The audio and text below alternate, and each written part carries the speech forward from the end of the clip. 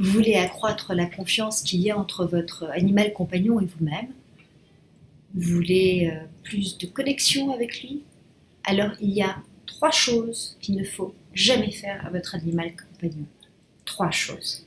C'est ce que nous allons voir dans cette vidéo.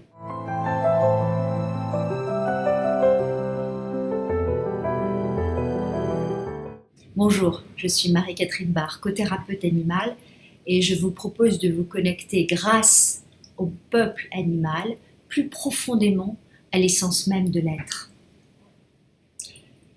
Vous voulez donc que votre partenaire de vie soit de plus en plus confiant, que vous ayez une connexion avec lui de plus en plus profonde. Alors en effet, il y a 3 choses qu'il ne faut jamais faire. La première chose, c'est de lui mentir. L'animal n'est pas bête, ils sont au-delà des mots.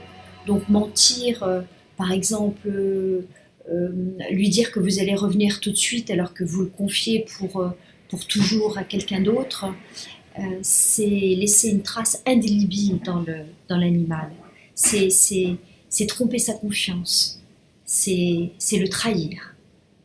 La deuxième chose à ne pas faire, qui n'est pas tout à fait la même chose, c'est taire les choses, ne pas dire les choses. Surtout quand c'est des événements qui vont affecter sa vie. Je peux vous donner ma propre expérience que j'ai faite avec Matka, qui était une chienne extraordinaire.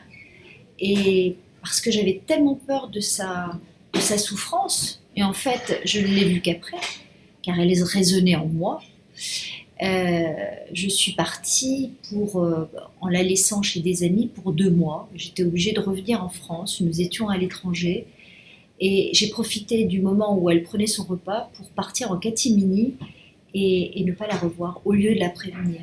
Ça l'a bouleversée, ça lui a laissé des traces vraiment difficiles à réparer.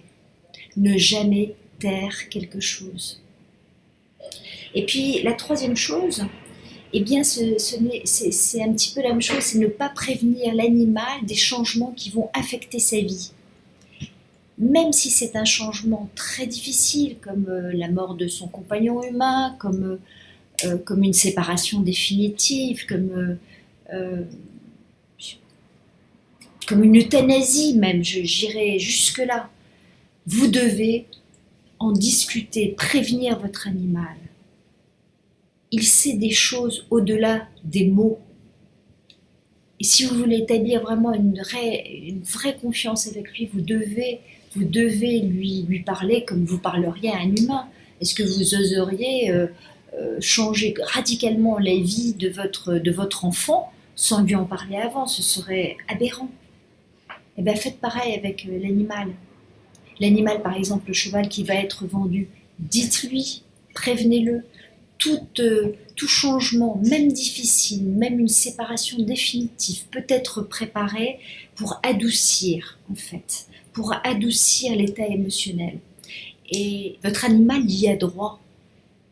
Et vous aussi, vous avez le droit de ne pas subir un stress supplémentaire en cachant quelque chose. Je vous propose des séances de kinésiologie pour faire passer les messages qui peuvent affecter vraiment la vie de votre compagnon animal, soit en sa présence, soit en présence d'un témoin. La kinésiologie pourra à la fois lui faire passer le message d'une façon convenable et appliquer tout de suite des techniques de déstress pour apaiser un état émotionnel négatif qui pourrait en résulter, et choisir aussi l'élixir floral qui conviendra le mieux. Et l'autre chose que je peux vous proposer, c'est une séance de cothérapie animale par Skype. Et pour cela, eh bien, écoutez, téléphonez-moi au 01 42 67 03 54 pour que nous convenions d'un rendez-vous que vous ferez de chez vous et qui pourra en effet effacer le message et apaiser l'animal.